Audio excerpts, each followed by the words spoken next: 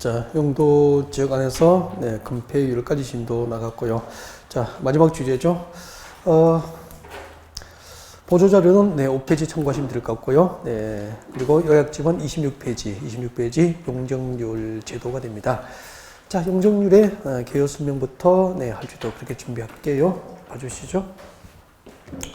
용도 지역 안에서의 용적률입니다.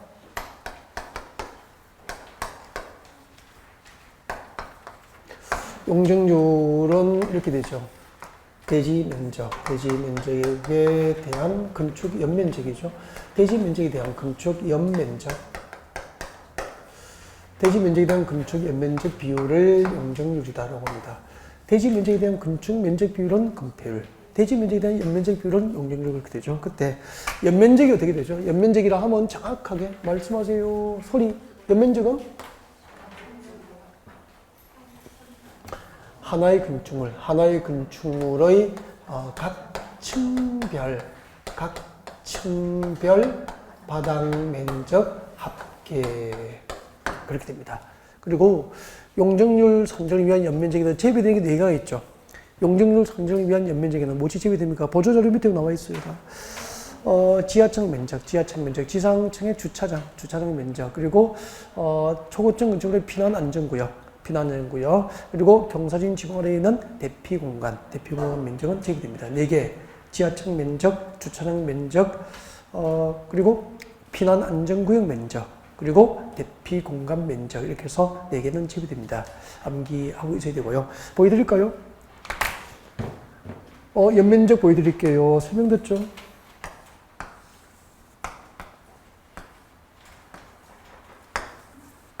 지하층이 3개층이에요. 지하층이 3개층이고 지상층이 1개, 2개, 3개, 4개, 5개 층 그렇게 합시다.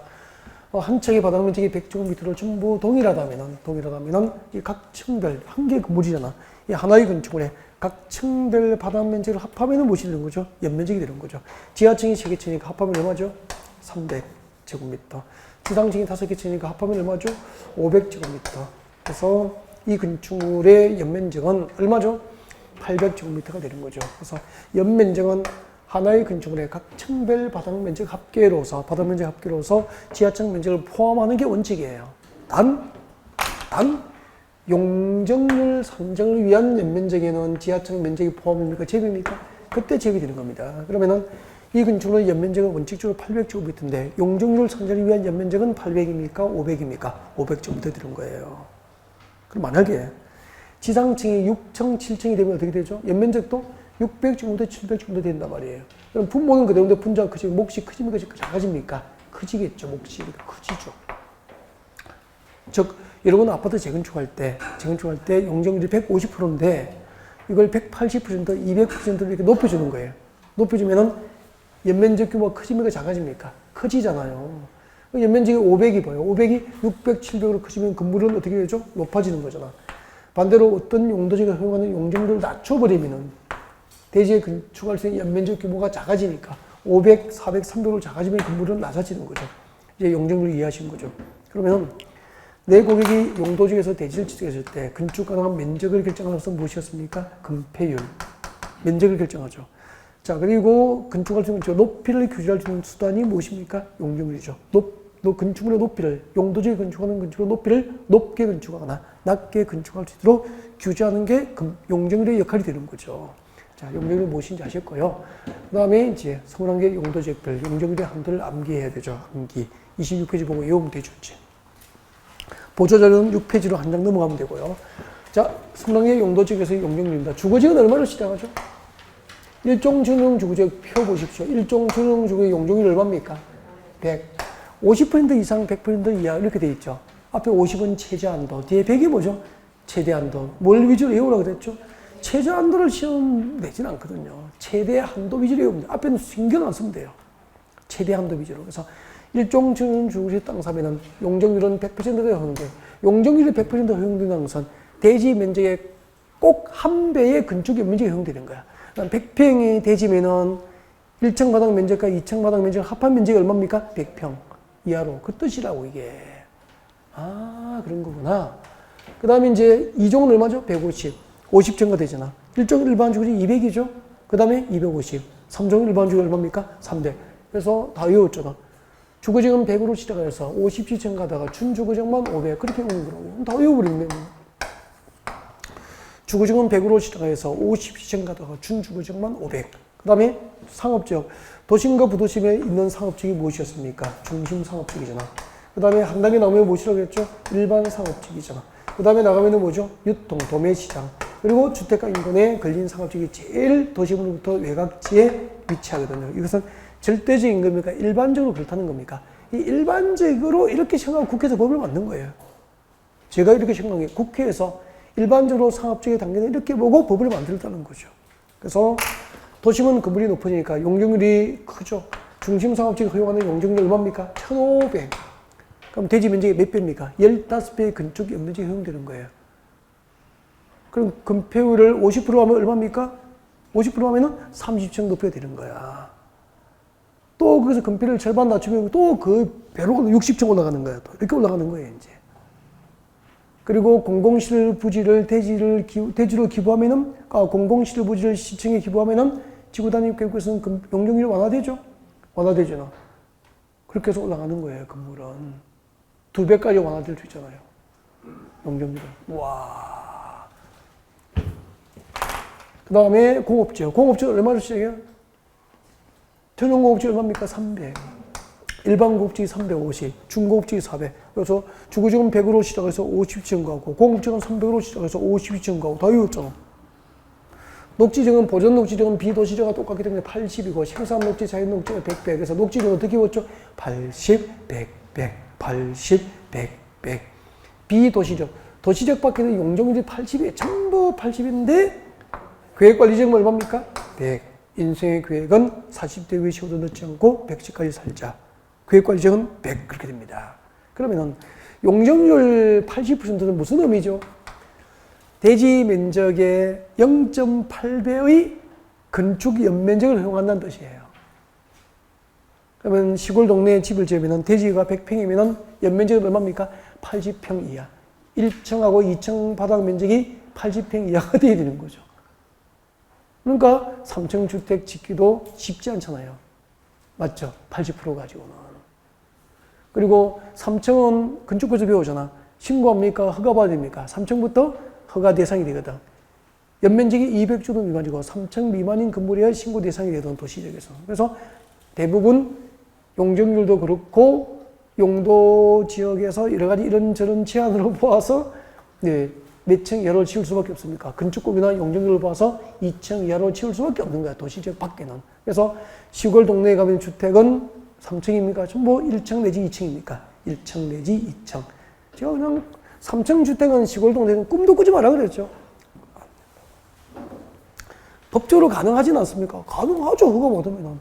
근데 허가해 준다고 그랬습니까? 안 해준다고 그랬습니까? 안 해준다고 그랬죠. 그냥 웃음거리 된다니까. 공인중개사가 그게 3층 가능하다고 상담하는 순간 그 공인중개사가 웃게 돼버린다고. 망신나면서 일할 수는 없잖아. 그죠? 진짜. 아마 될 거예요. 법적으로 했다가 큰일 난다니까. 아, 이분은 정말 경험 없구나. 그렇게 생각하신다니까. 자, 지금까지, 건폐율과 용적률이었습니다. 근데, 아까 건폐율의 특례가 있었죠? 용도 중에서 용적률 특례도 있어요. 해야 되거든요. 그래서 여러분, 요약집은 없으니까 보조자료를 잠깐 보여드릴까요? 보조자료에 용적률 특례 규정입니다. 보조자료에 보면은, 6페이지 제일 밑에 있어요. 6페이지 제일 밑에 보세요. 6페이지 맨 밑에 보면은 동그라미 3번에 용도 중에서 용적률 특례 규정 4개 나와 있죠? 이거 암기하시면 돼요. 암기하셔야 되고, 지금 인터넷으로 수강하시는 분은, 네, 저를 보세요. 적어 드릴게요. 이거 본래 적어서 암기해야 되거든. 그래서 같이 암기해요. 암기하면 되니까. 자료 다운 안 받아도 상관없어요. 앞에 보시고. 자, 아까 이렇게 했잖아. 어차피 복서. 여러분, 용도 정에서 건폐율과 용적률의 지대한도를 특례로서 따로 정할 수 있는 대상. 아까 건폐율의 지대한도를 특례로서 따로 정할 수 있는 대상 앞시간에 했잖아요. 어떻게 외웠습니까? 6개를 어떻게 외웠죠? 같이 해요. 어떻게? 이제 그만 적고. 아까 적었으니까. 뭐죠?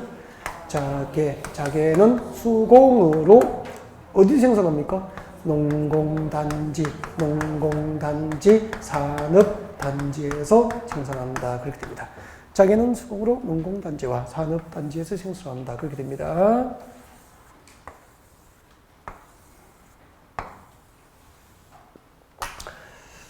자, 불러주세요.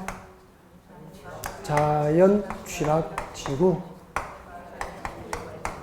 개발진흥지구, 수산자원보호구역, 공원, 무슨 공원? 자연공원. 용두산공원 하면 안 돼요. 자연공원. 농공단지, 산업단지. 어디에 있는 거죠? 공업지역. 공업지역 안에 있는 무슨 산업단지죠? 국가산업단지, 일반산업단지, 도시첨단 산업단지, 준산업단지 등이죠. 네. 여기는 이제 금폐대 치남도가 특별히 따로 허용됩니다. 네. 그리고 개발징수 두 개를 만들어야 됩니다. 개발징수는 어디에 있는 거죠? 하나는 도시 지역 외에, 하나는 자연 녹지 지역에 지정된 개발징수를 말하는 거죠. 이렇게 해놓고, 이런 걸 열심히 해야 돼, 진짜. 이걸 나중에, 이거 2018년 통째로 이게 한 문제일 거야. 한 줄씩은 잘 나와요. 다음 중, 용도지역 안에 농공단지가 지정된 토지 안에서 조례를 정할 수 있는 금필과 용적률 지대한도가 맞게 짝지은 것은 이렇게 나온다니까요. 이걸 안 외우면 나중에 시험지를 받는 순간 후회가 밀려오지는. 그땐 때는 늦으리 후회도 안 된다고 이제 괜히 했죠.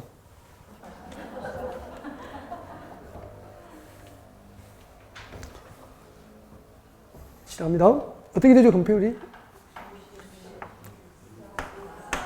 60이 아니고 64. 그 다음에 34. 무슨 뜻이죠? 육군 상한학교. 육군 3상한학교. 그 다음에 뭐죠?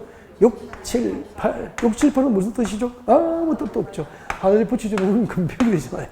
여기서 봐, 여기서. 잘 보십시오. 제일 처음 빼고 제일 마지막으로 딱 빼버려. 두 개를 빼고 자연녹지를 딱 빼버려. 몇 개 뺐죠? 세 개. 제일 처음 마지막 자연녹지를 빼. 몇 개가 남아요? 네 개가 남잖아. 이 네 개는 용도지역에서 용적률의 지대한도를 따로 정할 수 있는 대상이에요. 여러분 보조자료 6페이지였나? 6페이지 제일 밑에 봐요. 6페이지 제일 밑에 보면은 나와 있죠? 개발 도시적 외의 지역에 지정된 개발진흥지구. 잠깐 봐요. 도시적 외의 지역에 지정된 개발진흥지구 용적률이 얼마입니까? 10, 100이야, 100. 맞죠? 그리고 용도지역 안에 수산자원보호구역은 용적률이 얼마입니까? 80이다, 80.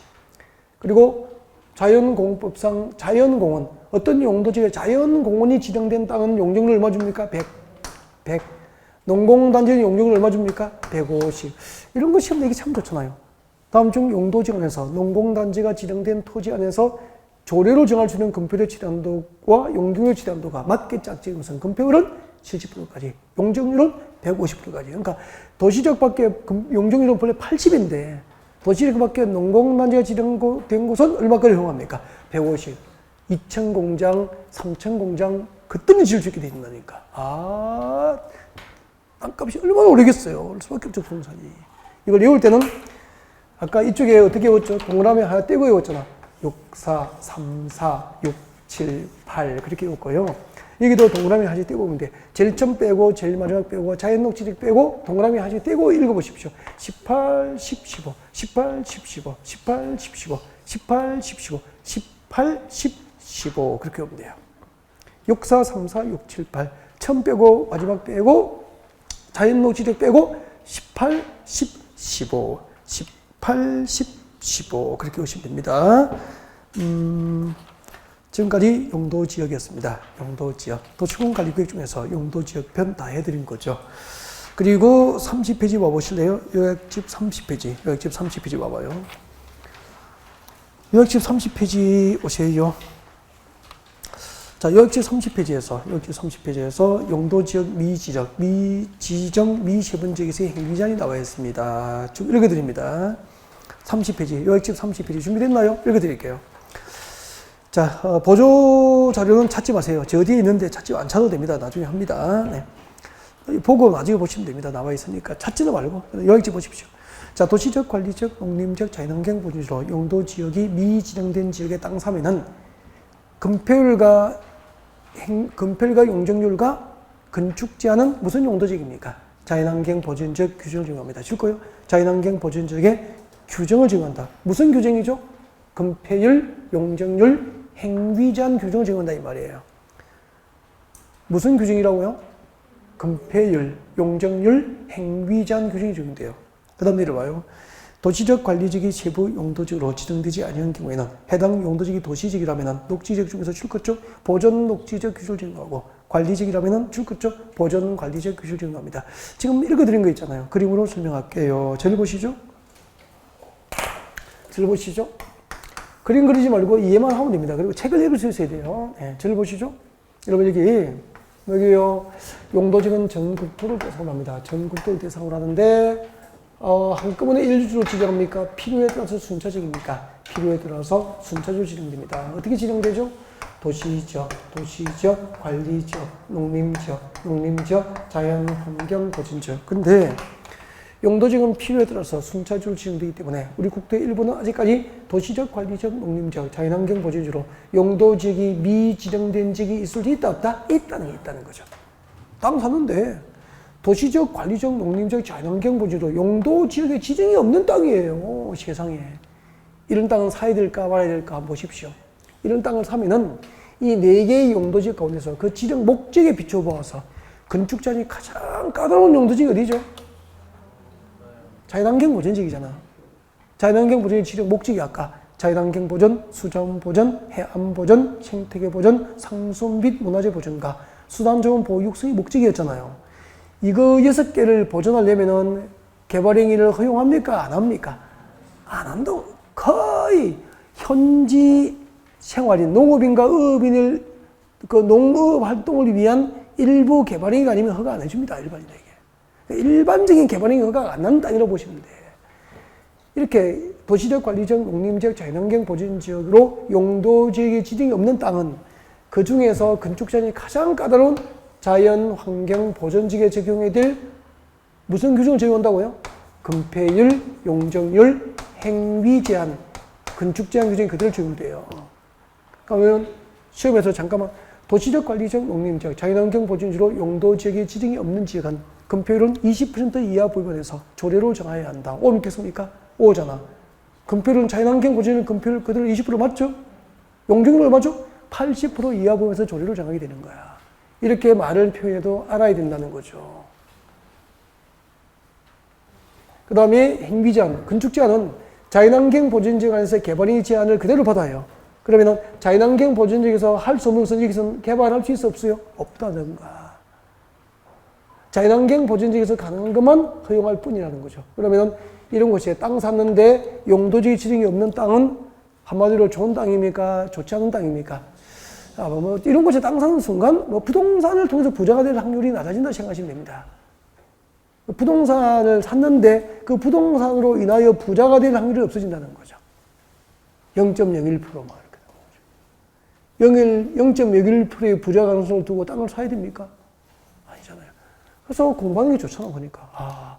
자격증 따는 걸 떠나서 해야 되잖아 보니까. 땅을 하나 사도 그죠? 알고 사야 되죠 이제. 그 다음에 이 중에서 도시지역과 관리지역이 세분되잖아요. 그럼 도시지역이 세분되면 이렇게 되잖아. 도시지역. 도시지역이 세분되면 이렇게 세분되잖아. 주, 상, 공, 녹은 3개가 있습니다. 보존 녹지, 생산 녹지, 자연 녹지. 이 중에서 장기적으로도 개발 가능성이 없는 땅이 아까 무슨 녹지지라고 했죠? 보존 녹지이잖아요. 도시적인데 봐요. 주거지역, 상업적, 공업적, 녹지지로 미세분된 지역이 있어요. 미세분. 도시지로 지정된 상태로 있는 거예요. 아직까지 주거지역, 상업적, 공업적, 녹지지로 세부적인 용도로 미세분되어 있다 이 말이야. 도시지역이 미세분된 지역은 그중 건축 제한이 가장 까다로운 보존 녹지지역에 적용해야 될 뭘 적용하죠? 건폐율, 용적률, 건축 제한 규정을 그대로 적용받아요. 장기적으로도 개발 가능성이 있다 없다? 없는 땅이라고 했잖아요. 이런 곳에 땅 사면은 큰일이죠. 점차 그 인생은 부자와 자꾸 거리가 멀어진다니까.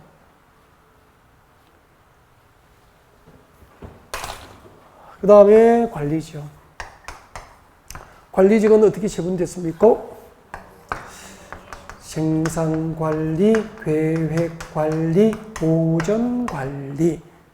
농림적으로 지정하여 관리가 곤란하면 생산관리적, 농림적 사촌. 자연환경 보존으로 지정하여 관리가 곤란하면 보존관리적, 자연환경 보존적 사촌. 도시로 편입이 예상되는 땅이다. 제한적 이용개발이 허용되는 땅이다. 계획적, 체계적 관리가 필요하다. 계획관리적. 그러면은 이게는 관리적으로 지정된 상태에서 멈춘 거죠. 생산관리적, 계획관리적, 보존관리적으로 관리적이 미세분된 지역이 아직 세분이 안 된 거예요. 이런 지역에 땅 사면은 그중 건축기간이 가장 까다로운 뭐죠? 보존관리지역에 적용해야 될 뭘 적용하죠? 건폐율, 용적률, 행비장. 그러면 봐요. 이 그림이 왜 필요 없느냐 하면은 용도지역이 미지정됐거나 도시지역과 관리지역이 세부적인 용도지역으로 미세분된 지역은 전부 공통점이 그중 건축자니 가장 까다로운 용도지역에 적용해야 될 행위장 규정을 적용만도 이해하면은 끝난 거 아닙니까? 왜 이런 그림을 그리고 앉아있냐 이런 얘기죠. 그건 필요 없는 거잖아요. 그림 필요 없는 겁니다. 이대로 시험 내는 게 아니고 이 제도를 이해하기 위해서 예를 들어서 설명을 도와주는 거죠. 필요 없어. 설명을 적어둘 필요는 없는 거잖아. 설명도 이해하면 되는 거지. 그죠? 그 다음에 오른쪽에 갑니다. 31페이지. 31페이지. 31페이지. 도시적에서 적용 배제, 도시적에서 적용을 배제하는 규정이 나와 있습니다. 도시적에서 적용 배제. 자, 도시적에서는 다음 법률 규정을 적용하지 않는다. 암기해야 됩니다. 자, 도시적에서 적용을 배제하는 법. 네, 도로법상 접도구역의 지정. 실컷죠?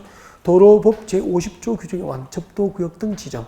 도로법상 접도구역 지정에 관한 규정과 또 실컷죠? 농지법상 농지지도자격 증명의 규정을 도시적에는 적용하지 않아요.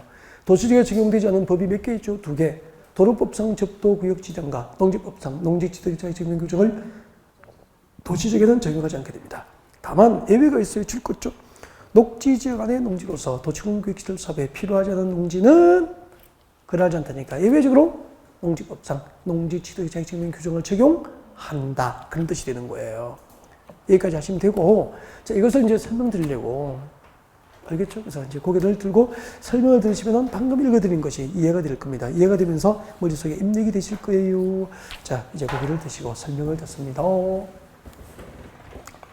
여러분, 부산이고 도시적으로 갈게요. 부산시 도시적이에요. 이 부산 같은 도시적에는 적용을 하지 않는 법, 도시적에 적용을 배제하는 법 2개 불러주세요. 금방 뭐죠? 소리 좀 하세요. 그렇죠. 도시적에는 도로법상 접도구역 지정에 관한 법을 적용하지 않습니다. 또 무슨 법을 적용하지 않죠? 농지법. 도시적에는 농지법상 농지 취득 자격 증명. 농지법상 농지 취득 자격 증명. 농지 취득 자격 증명에 관한 규정을 도시적에는 적용하지 않는다는 거죠. 그냥 외우면 안 되니까 설명을 하겠죠. 네. 왜 도시적에는 도로법상 접도구역을 지정할 수 없고, 도시에서 농지를 살 때는 농지법상 농지를 취득할 수 있는 농업인의 자격이 있는지, 그 농지를 취득할 수 있는 농업인의 자격이 있는지 증명서를 발급을 안 받아도 되는지 설명 좀 하려고요. 이게 도시적입니다. 도시적이죠. 부산이고 도시적이고. 나오면은 뭐죠? 이게는 도시적인 도시적 바뀌잖아요. 그러면은 도로법에 의해서 접도구역을 지정하도록 하는 이 법을, 이 도시적에는 이 법을 적용해요? 안 해요? 안 하니까 도시적 안에 도로 옆에는 접도구역이 없다는 거예요. 도로 옆에 접도구역을 지정하도록 하는 법을 적용을 안 하니까. 그럼 접도구역은 어디에 있습니까? 도시적에 있습니까? 도시적 밖에 있습니까? 도시적 밖에 도로 옆에 이렇게 접도구역이 있는 거예요. 접도구역. 이게 접도구역이 되는 접도구역. 접도구역이 뭔지 한번 보십시오. 도로법상 용도구역인데 접도가 뭐죠? 도로에 접하도록 지정한 도로법상 용도구역이에요. 도로에 접하도록, 도로 경계선에 접하도록 지정한 용도구역이에요. 도로법상 용도구역입니다. 그러면은 이 도로 경계선 양쪽에 이렇게 접도구역이 딱 지정되잖아요. 접도구역이 딱 지정되면은 옛날에 저는 봤어요, 이거. 옛날에 제가 어릴 때 그럴 때는 막 들판에 막 뛰어다녔을 거 아니에요. 그때 봤어, 그때. 그때 여기에 그 도로 경계선부터 여기 좀 일정한 거리 좀 떨어져가지고 하얀 시멘트 말뚝이 있었어.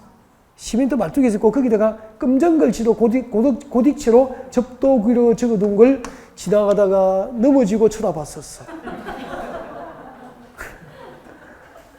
그럼 여기서부터 여기까지 이 안에는 이 구역이 무슨 구역이죠? 접도구역이라는 말이었어. 그때 무슨 말인지 몰랐어. 그래서 이제 이걸 하다 보니까 접도구역은 도로 경계선의 접하도록 지정한 용도구역인데 여기서는 이렇게 돼요. 접도구역을 지정한 목적이 뭐냐면은 도로 주변의 자연 경관을 유지하고 보존해 주는 게 목적이야. 보존하는 게 목적. 유지, 보존하는 게 목적이야. 도로 주변의 아름다운 아름다운 경관을, 자연 경관을 그대로 유지하고 보존할 목적으로 접도구를 만들더라고. 그러면은 도로 주변의 경관을 유지하고 보존하려면은 건축물에 건축된 개발 행위를 허가해야 됩니까? 제한해야 됩니까? 제한해야 됩니다. 그래서 접도구로 묶이면은 도시적 주변의 그린벨트하고 똑같이 접도구에서는 건축을 못합니다. 그럼 나중에 여러분이 도시적 밖에 땅 보러 가면은 접도구역으로 지정된 토지이용계획 확인하니까 접도구역으로 해당되는 게 체크가 되어 있는 거야. 그럼 거기는 건축 개발할 수 있습니까? 없습니까? 없는 땅이에요. 그린벨트하고 똑같습니다. 그럼 이것도 모르고 땅 어떻게 팔려고? 그거 지금 배우는 거라고. 근데 이 법을 도시적에는 적용하지 않으니까 부산과 같은 도시적 안에 도로 옆에는 법적으로 접도구역을 지정할 수 있다? 없다? 없다. 접도구역은 도시적에 있습니까? 도시적 밖에만 있는 겁니까? 도시적 밖에만 있다 이 말이야. 그럼 접도구역도 모르고 어떻게 부동산 상담을 하겠습니까? 안 된다. 이 전부 써 있는 거라니까. 그래서 항상 이렇게 생각하십시오. 나의 연봉은 공법 점수에 달려있다 생각하시면 돼요. 공법을 해석하고 전부 실무에서 쓰게 돼요. 접도구역. 만약에 도시적에 도로 옆에 접도구역 지정해서 건축물에 건축된 개발을 못하게 하면 도시가 만들어질 수 없잖아요. 원리가 맞죠? 그래서 도시는 이런 법을 적용하지 않는다 이 말입니다. 그 다음에 이거 도시에서 농지를 살 때는 이 법이 적용 안 돼요. 이 법이 적용 안 되니까 농지법에 의해서 농지 취득 자격 증명을 발급을 안 받아도 된다. 농지적 없어도 농지를 살 수 있다 말입니다. 누구나 도시적에 있는 농지는 이유가 있어요. 왜요? 도시적에 농지를 사는 이유가 뭐죠? 농사 지을 겁니까? 아파트 지을 겁니까? 아파트 짓고 공장 짓고 할 거거든. 농지를 사서 아파트 짓고 공장 지을 사람에게 농사 지을 수 있는 농업에 대한 자격이 있는지 증명서 따질 필요가 없거든. 그래서 도시적에서 농지를 살 때는 이 법을 적용하지 않는 거예요. 그럼 이 법은 어디에 적용됩니까? 도시적 밖에 대한민국의 농지를 취득하는 자는 원칙적으로 누구나 농지법에서 농지 취득 자격증을 받아야 되는 거죠. 그때 농지를 취득할 수 있는 자격 증명서를 받을 수 있는 자는 누구죠? 농업인 증명서예요. 그러면 도시적 밖에 대한민국의 농지는 원칙적으로 누가 사야 되죠? 농업인만 농지를 살 수 있도록 만들어준 제도가 농지 취득 자격 증명이에요. 근데 도시계는 이 법을 적용하지 않는데 이 땅이 도시적인데 녹지적이에요. 녹지적이고 도시공유 계획시설 사업에도 필요하지 않은 농지야. 녹지적이고 사업에 도시공유 계획시설 사업에 필요하지 않은 농지니까 아파트 짓고 공장 지어야 됩니까? 농사 지어야 됩니까? 농사 지어야 되잖아. 그래서 예외적으로 도시적 중 녹지적 안에 있는 농지로서 도시공유 계획시설 사업에 필요하지 않은 농지는 농지취득 자격증명 규정이 적용되기 때문에 농지취득 자격증명 발급을 받아야 되는 거예요. 이런 설명을 실무에 가면 다 해야 된다니까. 다 해야 돼요. 상가도 공법, 농지도 공법, 땅도 공법, 토지도 공법. 땅이나 토지랑 똑같죠. 다 공법이에요. 그 다음에 설명 다 드릴 거 이제 용도지구편으로 갑니다. 용도지구편. 여러분 요약집 32페이지, 요약집 32페이지 오시고 보조자료는 7페이지 오시면 돼요. 보조자료 7페이지 오시고요. 네. 이왕 여러분은 다 프린트 받으셨으니까, 네, 보조자료 보시면 되고요. 그 다음에, 네, 요약집은 32페이지고, 인터넷 강의 들으시는 분은, 네, 프린트 안 뽑으신 분은 그냥 보셔도 괜찮아요. 그냥 손만 들어도 상관이 없습니다. 제가 판서를 하면서 하니까, 네. 자, 도시공간관리구역 중에서 용도지구편입니다.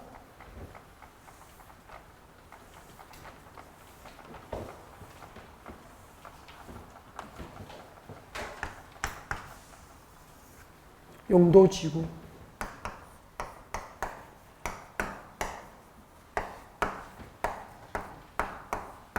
이런 행동을 공부합니다. 용도지구 패스, 용도지구의 의의.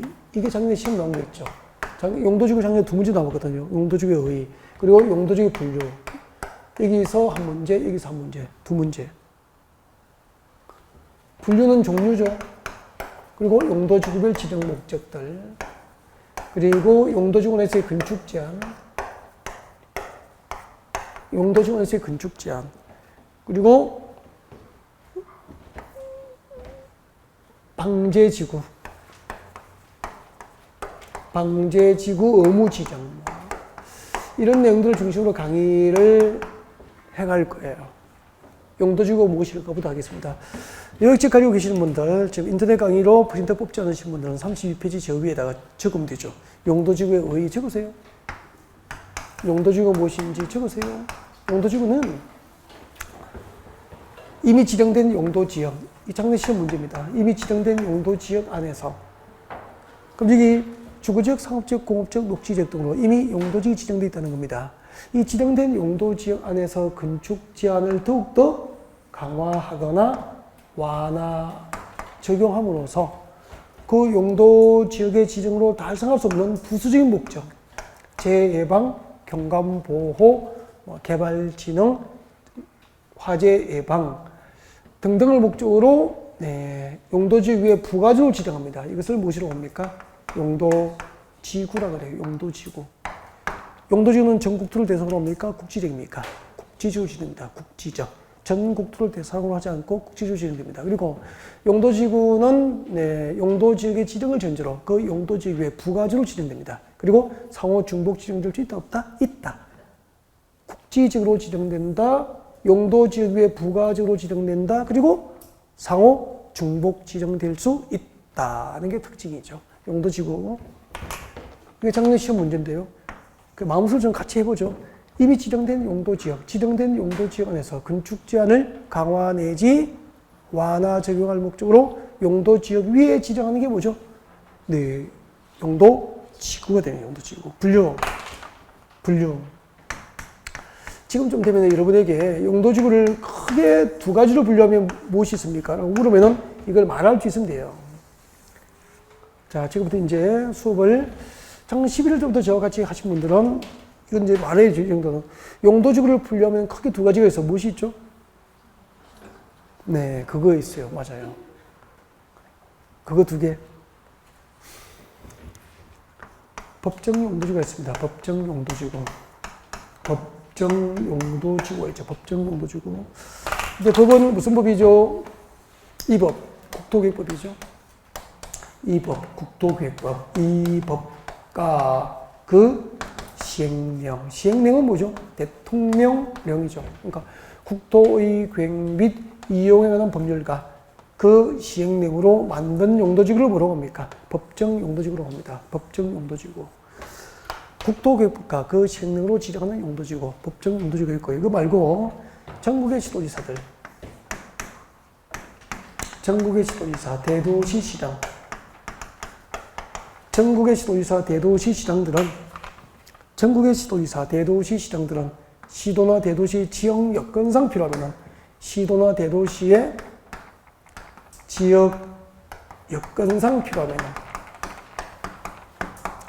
전국의 시도지사, 대도시시장들은 시도나 대도시의 지역 여건상 필요하면 법정 용도지구 말고 새로운 용도지구 신설을 도시공관리계획으로 결정하여 고시할 수 있어요. 도시공관리계획으로 고시할 수 있다. 그래서 그럼 잠깐만요. 전국의 시도지사, 대도시시장, 여기에 부산광역시장 들어가요? 안 들어가요? 들어가죠. 그럼 일리 여기네. 봐요. 우리 부산시장은 부산시의 지역 여건상 필요하면은 법정 용도지구 말고 서울에도 없고 경남에도 없는 부산에만 있는 부산시의 지역 여건상 필요한 용도지구 신설을 도시공관리로 결정해서 고시할 수 있다 이 말입니다. 5년 이내에 이렇게 시험 나온 적이 있습니다. 잘 듣고 대답하십시오. 시도지사, 대도시장은 시도나 대도시의 지역 여건상 필요에 의해서 법정 용도지구 외 용도지구 신설을 하여서는 아니 된다. 오 믿겠습니까? X. 가능하죠? 이게 시험 문제인데요. 그럼 일단은 이 분류가 얼마나 중요한지 알겠죠? 가장 기본을 물어보는 거잖아요. 작년 시험 문제가 이거 나왔다니까, 이거. 근데 용도지구를 배워가지고 개념을 이렇게 설명해 주는데도 용도지구가 무엇이지 개념 연습 한 번도 안 하시면 답을 못 찾는 거죠. 그러니까 작년 40대 이후에 상당히 불리한 문제였습니다. 이거 물어봤죠. 그리고 분류에서 나중에 종류를 기억하고 있는지 용도지구의 종류를 기억하는 걸 물어보는 거죠. 방제지구는 자연방제지구, 시가지 방제지구로 시험을 냅니다. 경관지구는 자연경관지구, 시가지 경관지구, 특화 경관지구로 시험을 냅니다. 이게 맞는지 틀린지 판단하는 문제였어요. 이런 거 외우는 거 아주 귀찮아하거든, 나이가 들면은. 그러니까 연세 많으신 분들이 작년에 좀 불리했죠. 50대, 40대, 50대로 이렇게. 40대는 뭐 나이 많은 게 아니니까. 네. 50대도 나이 많은 거 아니라 60대 이후 좀 불리했죠. 그래서 좀 외워야 될 것은 좀 연습을 좀 하셔야 됩니다. 우리 좀 형님 누나들이 좀 해주셔야 돼요, 그걸. 그래서 이걸 좀 연습하십시오. 말을 해야 돼요. 말을 하니까 모르는 거예요, 이거. 용도지구는 국토교획법과 그 시행령으로 지정하는 용도지구, 법정 용도지구도 있고, 법정 용도지구 말고 전국의 시도지사들이 지역 여건상 필요하면은 신설하는 용도지구도 있다. 일단 이렇게 놓고 이제 법정 용도지구, 그 다음에 들어가는 거예요, 이렇게. 그래야 뭐 체계적으로 아는 거예요. 법정 용도지구 교재 보세요. 32페이지 봐요. 32페이지 보니까 박산에 32페이지, 여액집 32페이지 보면은 박산에 동그라미 1번 경관지구부터 9번까지 묶어 줄래요? 동그라미 1번부터 9번까지가 법률로 만든 용도지구. 국토의 계획 및 이용에 관한 법률로 지정한 용도지구입니다. 9개. 법률로 몇 개를 만들었죠? 9개. 그 중에 5개가 대통령령으로 세분됩니다. 그래서 저 밑에 내려봐요. 2번. 시행령상 용도지구에 세분 나와 있죠. 세분되는 게 5개가 있어요. 경관지구부터 개발증지구까지 첫 글자 동그라미 앞서 내려갑니다. 경방보취계. 32페이지 저 밑에 박산에 경관지구 경동그라미, 33페이지 오른쪽에 방제지구 방동그라미, 보호지구 보, 취락지구 취, 개발증지구 개. 읽어보십시오. 경방보취계. 그 5개는 대통령령으로 세분되는 거죠. 이렇게 법률로 만든 9개하고 대통령령으로 세분된 것을 합하여 뭐라고 합니까? 법정용도지구 혹은 법령상 용도지구로 하는 거야. 법률과 시행령으로 만들었다고 해서 법정용도지구 내지 법령상 용도지구라고 하는 거예요. 그러면 이제 법률로 만든 9개를 암기합니다. 제가 이렇게 암기하는 방법을 가르쳐 드렸었죠. 네. 이렇게 외웠죠, 우리 용도지구. 법률로 만든 거 9개. 법률로 만드는 거 9개. 이렇게 외웠죠. 국토의 계획 및 이용에 관한 법률로 지정하는 용도지구 9개를 어떻게 외웠죠? 화재를 경고하는, 그렇게 기억나시죠? 그죠? 네. 화재 경고 특보. 화재를 경고하는 특별 보도가 있었다. 화재 경고 특보. 개복치.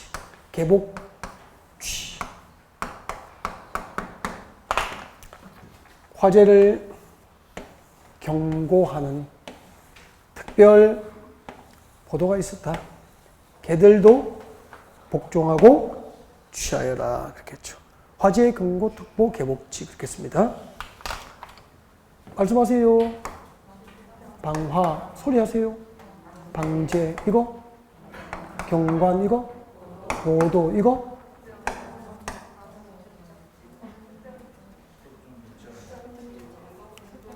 죄송합니다. 개판이었습니다. 특정 용도 제한지구. 특정 용도 제한. 특정 용도 제한. 이건 뭐죠? 보호지구. 개발진흥. 이거 복합용도.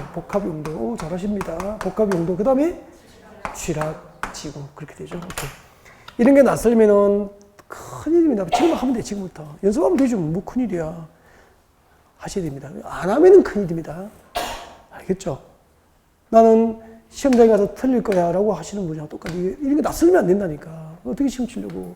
부동산 전문가 되려고. 용도지구도 종류도 안 되면 안 되죠. 그러니까 이런 것은 이제 나이가 좀 들면 귀찮아하거든요. 외우는 걸. 좀 연습 좀 하셔야 됩니다. 우리 특히 형님 누나들. 방화, 방제, 경관고도, 특정용도 제한지구, 보호지구, 개발증지구, 복합용도지구, 취약지구. 잘 안 되는 게 이거예요, 이거. 여기, 여기엔 다 돼요, 다. 그 다음에 보호지구도 잘 안 되고, 보호지구를 보존지구로도 하고 막 그래요. 복합 중얼중얼, 복합 용도지구, 복합 용도지구, 복합 용도지구. 이런 거 잘 안 돼요. 세 개 좀 열심히 하시고, 이 중에서 봐요. 5개. 5개 세분 되는 거야. 5개. 경방, 보, 시, 개, 이 5개 세분 되는 거야. 이걸 물어봤어. 방제지구 교재 봐요. 2가지가 있어. 시가지, 경관지구, 시가지, 방제지구, 자연, 방제지구. 그 다음에 경관지구 3개가 있어요. 시가지, 경관지구, 자연, 경관지구, 특화, 경관지구. 그리고 보호지구 3개가 있어요. 역사, 문환경 보호지구, 중요 시설물 보호지구, 생태계 보호지구, 생태계 보호지구 있어. 개발진흥지구 5개가 있어요. 주거개발진흥지구, 산업유통개발진흥지구, 관광, 휴양 개발진흥지구, 관광휴양개발진흥지구, 특정개발진흥지구, 특정개발진흥지구 이렇게 있거든요. 5개. 취락지구 2개가 있습니다. 자연 취락지구, 집단 취락지구. 이게 시험 문제였다니까요. 봐요. 작년에 이거 1번 예를 들면 이거 1번, 이거 2번, 이거 3번, 이거 4번, 이거 5번 중에서 틀린 거 찾는 거예요. 이걸 외우고 있는지 물어봤다니까. 작년에 강의할 때도 다 같이 외웠거든요, 이걸요. 그럼 작년에 기출문제 한번 봐요. 작년에 2문제가 나왔는데, 이 용도지구가 무엇인지. 그러니까 책 안 보고 용도지구가 뭐죠 보는데 할 말이 있는 사람 다 답 찾은 거고. 지정된 용도지역 안에서 건축 제한을 강화하거나 완화 적용을 목적으로 도시공 관리로 결정 고시된 지역이다. 이 시험 문제고 작년에요. 그 다음에 이제 분류에서 시험 나온 거지. 분류를 하고 있는지. 이거 제목을 알고 있는지, 이름이라도 알고 있는지 물어본 거예요. 가장 기본을 물어봤잖아. 이걸 안 외우고 갔으니 엉뚱한 것을 외우고 쪽지 만들어서 외우고 뭐 난리 법석을 피우고 갔는데 생고생 안 하고 시험은 떠가면 안 되고 울고 나오고 했다고. 그러니까 이런 것을 제가 하십시오라고 하면 해줘야 됩니다. 네. 이렇게 연습하십시오. 나중에 봐요. 하나 딱 세놓고 시가지 방제지구, 자연 방제지구, 시가지 경관지구, 자연 경관지구, 특화 경관지구. 한 글자를 가지고 말하는 연습을 좀 하셔야 돼요, 이걸. 그 다음에 여기 역사문환경 보호지구, 역사문환경 보호지구, 중요시설 보호지구, 생태계 보호지구, 자연 취락지구, 집단 취락지구. 이 연습 몇 번만 하면은 객관식이니까 주관식으로 쓰라고 합니까? 맞는지 보면 됩니까?